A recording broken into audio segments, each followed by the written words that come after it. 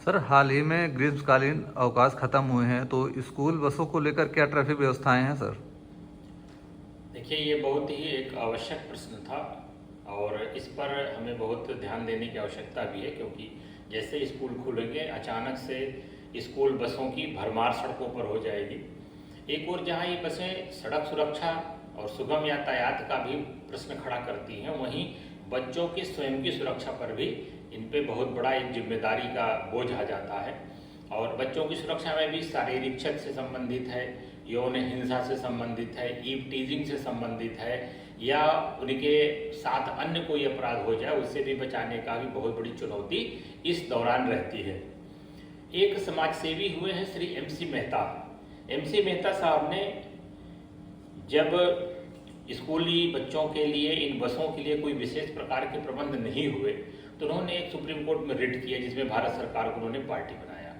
क्योंकि अभी तक जो स्कूली बस थे वो विशेष तौर पे सामान्य MB एक्ट के नियमों से ही गवर्न होते थे, उसमें किसी प्रकार के अलग से सुरक्षा के प्रबंध संबंधी कोई नियमावली नहीं थी। तो उन्होंने सुप्रीम कोर्ट में रिट कर दिया और उस रिट में MC मेहता बनाम यूनियन ऑफ इंडिया में सुप्रीम कोर्ट ने 1997 में भारत सरकार को बहुत सारे निर्देश जारी किए। उन निर्देशों के आधार पर मोर्थ ने कई निर्देश जारी किए और उन निर्देशों का पालन सुनिश्चित कराया जाने लगा, लेकिन फिर भी उसमें कहीं न कहीं लापरवाही बनी रहती थी। उत्तर प्रदेश पुलिस में पुलिस महानिदेशक उत्तर प्रदेश द्वारा भी बहुत सारे आदेश जारी किए गए। सन 2018 में एक बहुत ही विस्तृत आदेश जारी किया गया पुलिस महानिदेशक उत्तर प्रदेश द्वारा, जो कि परिपत्र संख्या 19 के माध्यम से 2018 में जारी हुआ।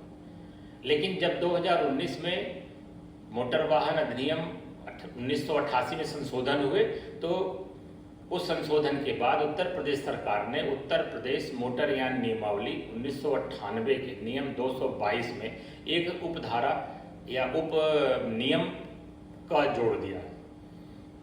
अब ये एक बहुत ही विस्तृत नियम है जो 222 का है, जिसके बारे में आज हम आपसे बात करेंगे कि इन नियमों में ऐसे क्या क्या चीज़ें दी गई हैं, क्या क्या प्रबंध किए गए हैं, जिससे कि हम विद्यालय वाहनों में बच्चों की ना को केवल शारीरिक क्षतियों से सुरक्षा कर पाएंगे, बल्कि उनकी यौन हिंसा, ईव टीजिंग या उनके साथ घटित होने वाले अन्य अपराधों से भी हम उनकी बचत कर पाएंगे।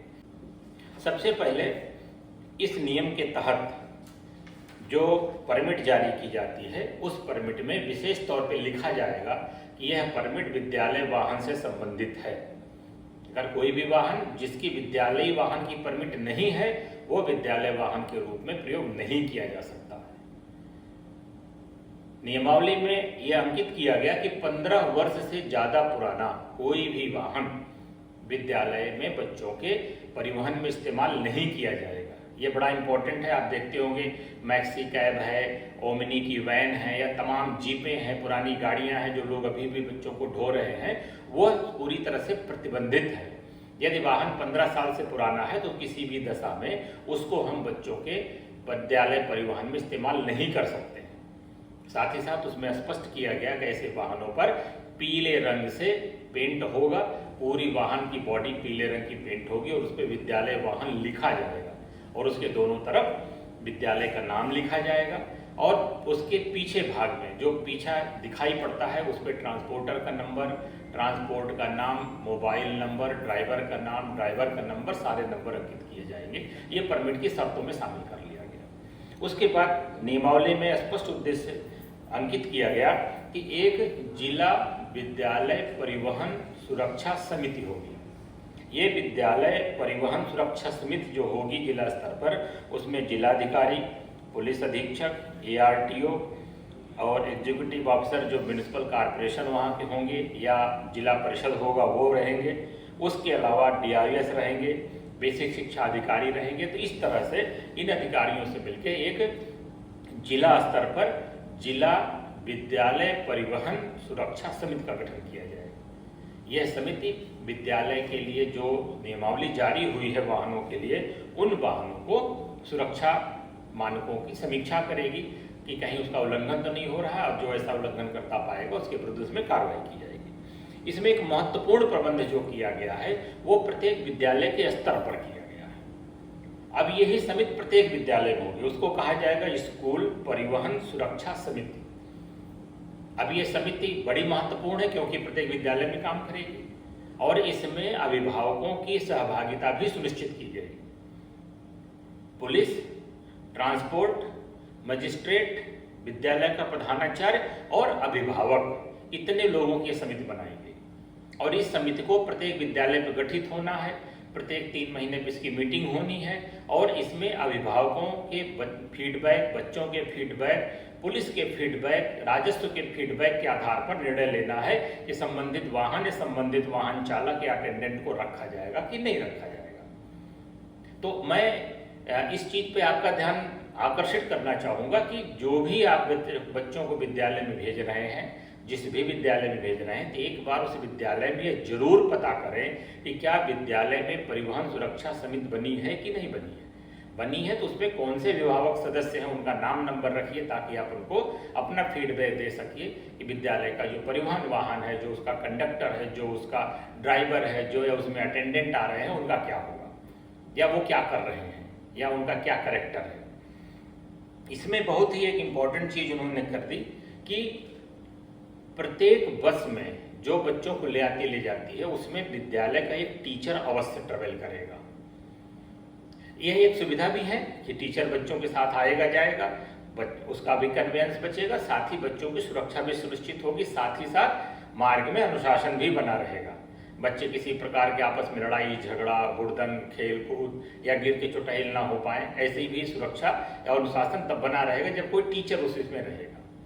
इसमें बड़ी इंपॉर्टेंट चीज पे फोकस किया गया कि ड्राइवर की योग्यता क्या होगी, कौन व्यक्ति ड्राइवर बन पाएगा। क्योंकि वह ड्राइवर न केवल बस चलाने के लिए जिम्मेदार है, अभी तो हमने विगत वर्षों में कुछ ऐसी घटनाएं भी देखी हैं जिसमें लास्ट स्टूडेंट गर्ल चाइल्ड रही है और उसमें कुछ ड्राइवरों ने उनके साथ यौन अपराध भी किए हैं।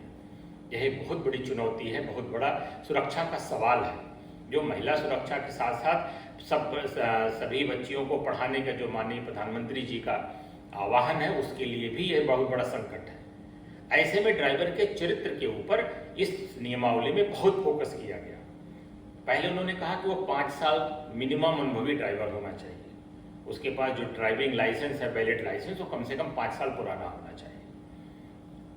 अगली बात की है, वह व्यक्ति यातायात नियमों के उल्लंघन में यदि साल में 2 बार से ज्यादा दोषी कभी भी पाया गया है तो उसे गाड़ी चलाने की अनुमति नहीं दी जा सकती। यानी कि वह सभी यातायात नियमों का पालन करने वाला व्यक्ति होना चाहिए ताकि सड़क सुरक्षा और यातायात की सुगमता दोनों सुनिश्चित की जा सके।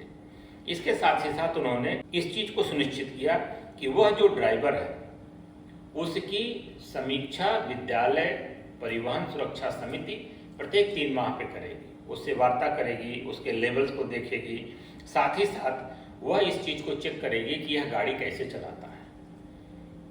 तकनीकी रूप से इस नियमावली में अगला प्रबंध यह किया गया कि कोई भी विद्यालय का वाहन 40 किलोमीटर प्रति घंटे की रफ्तार से ज्यादा नहीं चलेगा। उसमें स्पीड गवर्नर लगाए जाएंगे जो गाड़ी की स्पीड को 40 किलोमीटर से ऊपर नहीं जाने देंगे। स्पीड गवर्नर आप जानते हैं एक ऐसा यंत्र होता है जो गाड़ी की स्पीड को बांध देता है, फिर एक्सीलेटर कितना भी आप दबाइए गाड़ी आगे नहीं चल सकती तेज, तो वो एक्सीलेटर 40 किलोमीटर के ऊपर नहीं ले जाने देगा। इस तरह से प्रत्येक स्कूल के वाहन में स्पीड गवर्नर लगा होना चाहिए, जो कि एक तकनीकी स्पेसिफिकेशन दिया गया। अन्य स्पेसिफिकेशन उन्होंने कहा क्या, गाड़ी के अंदर सीसीटीवी रिकॉर्डिंग होनी चाहिए और वह रिकॉर्डिंग 3 महीने तक सुरक्षित रहेगी।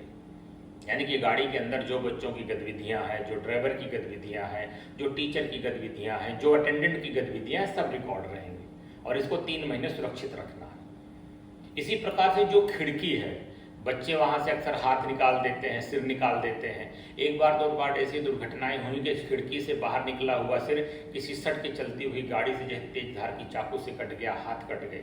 इनको देखते हुए इसमें एक तकनीकी स्पेसिफिकेशन ये डाला गया कि खिड़कियों पर स्टील के रॉड लगाए जाएंगे और ऐसा रॉड लगाया जाएगा कि पूरी खिड़की में से कहीं से भी बच्चा का सिर या हाथ बाहर ना निकल पाए।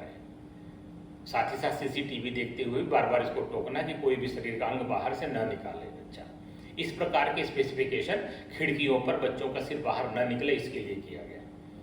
प्रत्येक सीट पर सीट बेल्ट के प्रावधान किए गए। विद्यालय वाहन के प्रत्येक सीट पे प्रत्येक बच्चे के लिए सीट बेल्ट होगा, इस चीज को सुनिश्चित किया जाएगा। एक विशेष व्यवस्था यह की गई कि यदि गाड़ी सीएनजी चलने वाली है तो सिलेंडर जहां रखा रहता उसके ऊपर सीट नहीं लगेगी बच्चे के लिए, उस जगह को खाली छोड़ दिया जाएगा। प्रत्येक सीट के नीचे एक डक्ट बनेगा जिसमें बच्चा अपना स्कूल बैग रख सकता है। ये सब तकनीकी स्पेसिफिकेशन पर्टिकुलर विद्यालय वाहनों के लिए किए गए ताकि किसी भी प्रकार के सुरक्षा संबंधी संकट उत्पन्न न होने पाए बच्चे के लिए। हर गाड़ी की तरह बच्चों की गाड़ी में भी फायर एक्सटिंग्विशर अनिवार्य रूप से रखा जाएगा कि प्रत्येक गाड़ी में फायर एक्सटिंग्विशर हो कि किसी प्रकार की शॉर्ट सर्किट हो जाए या मैनुअल आग लग जाए या डीजल संबंधी कोई आग लग जाए तो उसको तुरंत बुझाया जा सके।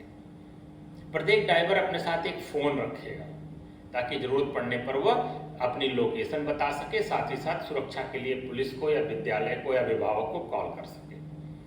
एक स्पेसिफिकेशन ये रखा गया कि प्रत्येक गाड़ी जीपीएस लोकेशन डिवाइस से युक्त होगी ताकि उस स्कूल के ट्रैक को देखा जा सके कि स्कूल से निकल के बच्चों के छोड़ने तक वह किन ट्रैकों पर गाड़ी चलती है। किसी अनावश्यक दिशा में तो बच्चों को लेके नहीं जा रहा या किसी अकेले बच्चे को लेके किसी ऐसी जगह तो नहीं जा रहा जहां उस बच्चे के स्वास्थ्य को खतरा हो या उसके साथ कोई अपराध हो सकता हो। तो प्रत्येक स्कूल वाहन जीपीएस इनेबल्ड होगा और उसके अंदर जीपीएस लगा होगा। इसी प्रकार से उन्होंने तकनीकी रूप से इस ड्राइवर को पहचाना कैसे जाएगा, उन्होंने उसका ड्रेस कोड निश्चित कर दिया। परमिट के साथ ही स्पष्ट निर्देश दिए गए कि प्रत्येक ड्राइवर खाकी बुशर्ट, खाकी फुल पैंट पहनेगा, अपने साथ अपने पहचान पत्र रखेगा, साथ ही साथ अपनी नेम प्लेट लगाएगा।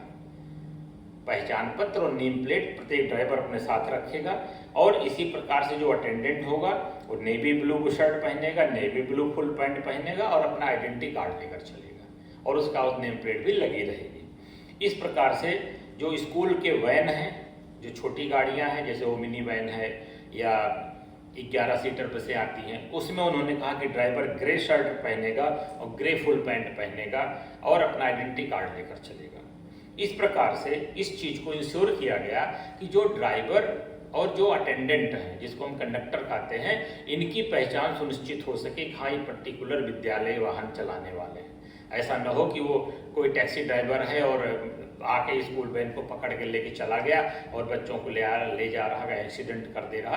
तो इस प्रकार से ड्राइवर और अटेंडेंट दोनों की वर्दी इसमें तय कर दी गई कि इस नियमावली के तहत जो वाहन पंजीकृत होंगे, जो चलेंगे, वो इस प्रकार के वर्दी पहनकर ही वो ड्राइवर और अटेंडेंट काम करेंगे। इसी प्रकार से एक चीज सुनिश्चित की गई कि कोई भी बच्चा जो खास तौर पे जो माइनर है यानी कि कक्षा 5 से नीचे वाले बच्चे हैं, उनके लिए यदि कोई अधिकृत अभिभावक उनको लेने गाड़ी तक नहीं आता है, कोई भी व्यक्ति आके कह दे कि मेरा बच्चा है और बच्चा डर के मारे बोल न पाए, कभी कभी ऐसे बच्चों के व्यपहरण की घटनाएं घटित हो जाती हैं, उनका अपहरण हो जाता है, कभी उनको यौन संबंधी अपराधों के लिए, कभी कभी फिरौती के लिए।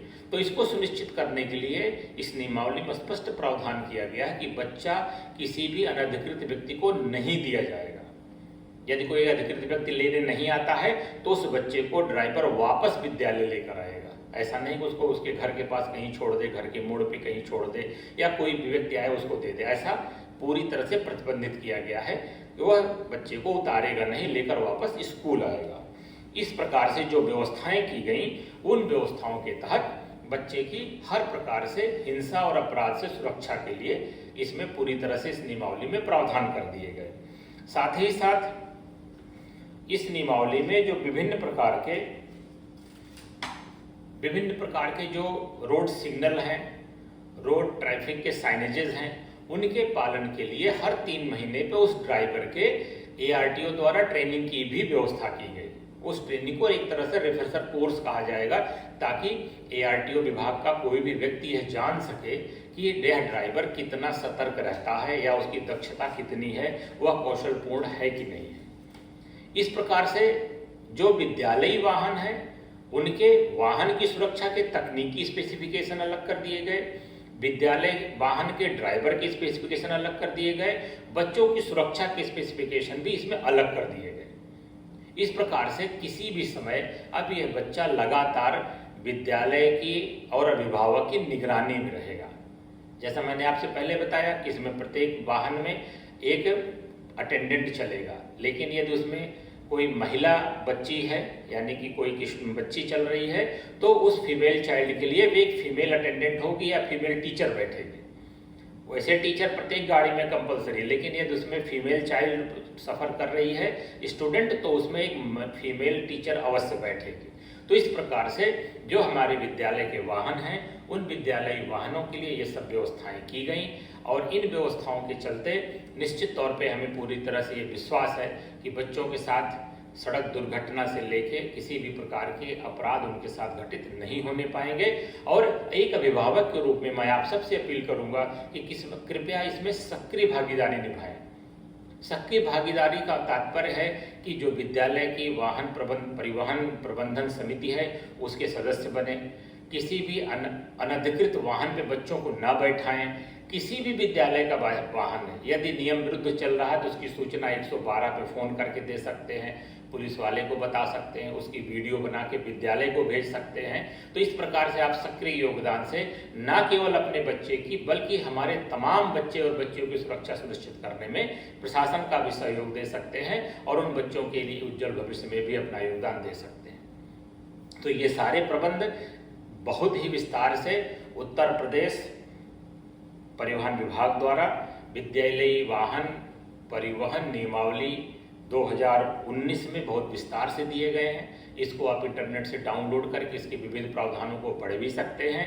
मैंने जो भी उपयोगी बातें थी मैंने आपको बता दी हैं। यदि आप इन बातों का भी ध्यान रखते हैं तो इसमें बहुत ही बड़ी सफलता हमें प्राप्त होगी विद्यालयी वाहनों के परिवहन सुरक्षा और बच्चों की सुरक्षा में। तो बने रहिए हमारे साथ। हमारे YouTube चैनल सेफ व्हील्स में सब्सक्राइब करना, लाइक करना, कमेंट करना ना भूलें। साथ ही साथ हमारा जो अभियान है सड़क सुरक्षा जीवन रक्षा, उसमें हमारा साथ दें और हमारे जो इरादे हैं सर सलामत तो सल सलामत में हमारे कदम से कदम मिलाकर चलते रहें और हमारा उत्साहवर्धन करते रहें। बहुत बहुत धन्यवाद।